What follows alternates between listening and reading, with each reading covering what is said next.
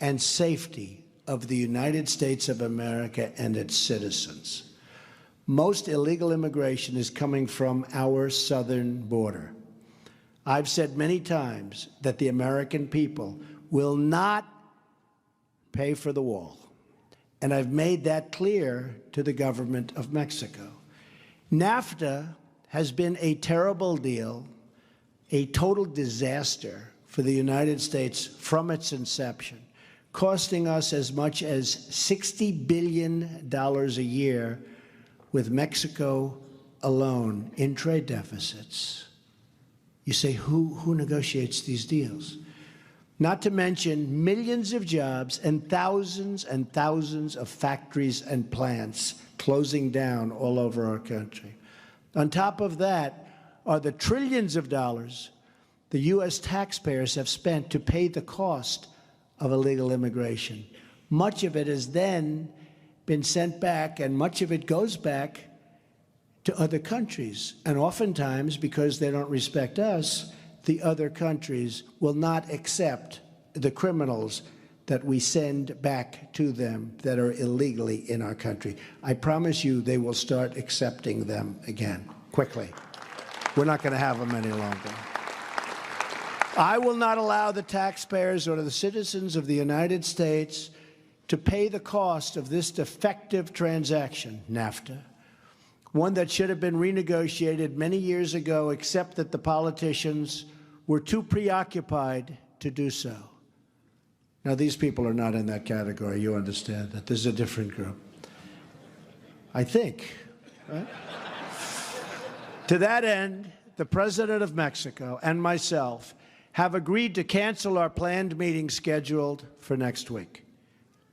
Unless Mexico is going to treat the United States fairly, with respect, such a meeting would be fruitless, and I want to go a different route. We have no choice. Paul Ryan and other leaders in Congress and I and Mike Pence, who, by the way, how good a choice was Vice President Mike Pence. Everybody loves him.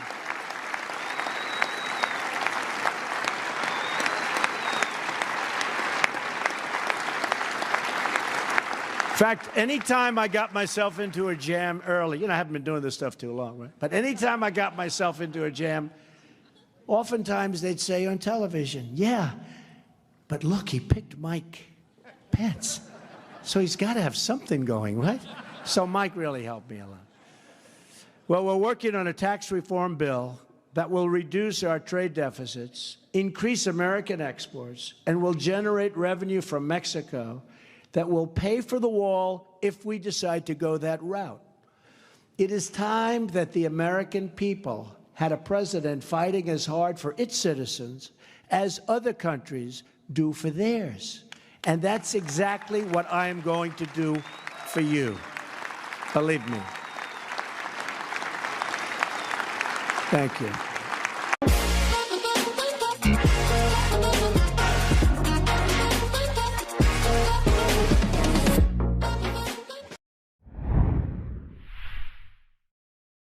If Donald Trump man in his own country, his public image in Britain is even worse.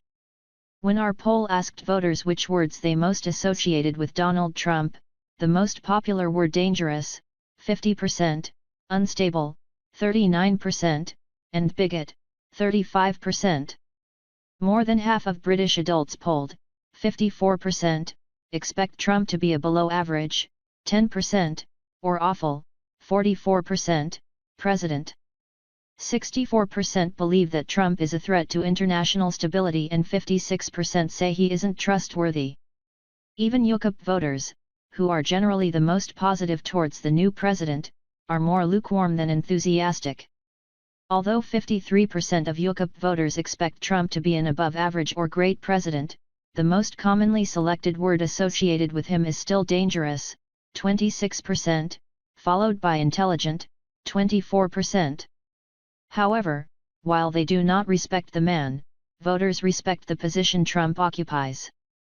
The US is overwhelmingly seen by the public as Britain's most important ally.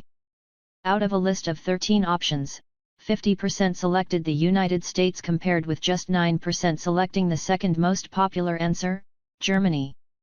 Commonwealth stalwarts such as Australia and Canada fared even worse with 5% and 3% respectively. 40% of voters agreed with the statement, Brexit means we have no choice but to keep strong ties with the USA, while 58% agreed that it's in Britain's interests for the USA to continue to be a powerful nation. There is also the feeling that Trump represents an opportunity for Britain in a way that he does not for other countries. When asked how Trump will have an impact on American relations with a number of countries and international bodies, the consensus is that the new president will be bad for relations with NATO, 45% v 13% saying good, with the European Union, 53% v 8%, China, 50% v 9%, Germany, 48% v 8%, and France, 44% v 10%. In contrast, 33% expect Trump to be good for relations with Britain, v 30% who expect them to get worse, putting us in such illustrious company as Russia, where 37% expect Trump to improve relations and just 24% expect him to make them worse. Similarly, 37% agree that Trump is a friend of Britain v 30% who disagree. This is perhaps why Theresa May's controversial offer of a state visit has produced a more nuanced reaction. When asked to consider the offer and Trump's executive order banning entry to the U.S. from 7 Muslim-majority countries, 36% say the visit should go ahead regardless, 25% that it should be delayed until after the policy expires and 28% that it should be cancelled outright. In any case, May's proximity to President Trump does not yet appear to be inflicting the same damage that perceptions of being George Bush's poodle inflicted on Tony Blair. 55% say that the Prime Minister is strong enough to stand up for Britain's interests when dealing with the US v only 22% saying the same about Jeremy Corbyn. Closeness to Trump, though, should not mean spurning other allies. Given the unreliability of the new president and his America First agenda, it's not surprising that 49% say Britain should focus on improving ties with other allies rather than the US and just 29% believe that US-UK relations will be stronger under Trump than under Barack Obama. The general view of how to handle the Trump administration therefore is, a Trump-led US is still the US but Britain should shore up our other alliances and be prepared in case the new president's direction leaves us isolated. Comments will be opened later.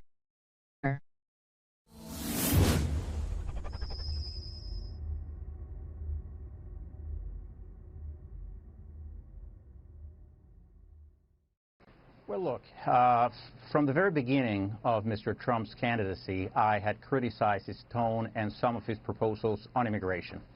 When he became the nominee, I thought it was important to give him a second chance because of who the alternative is, Hillary Clinton. And I'm really concerned about her dangerous policies and what her presidency would mean to the nation. I'm terrified about Hillary Clinton. And so I decided to support him, and I thought that we could work with him and the campaign to move him to the center on immigration. And the initial response was very good. For the last 2 months, he said he was not going to deport people without criminal records. He actually said that he was going to treat undocumented immigrants without criminal record in a humane and compassionate way. He said he was going to soften his position.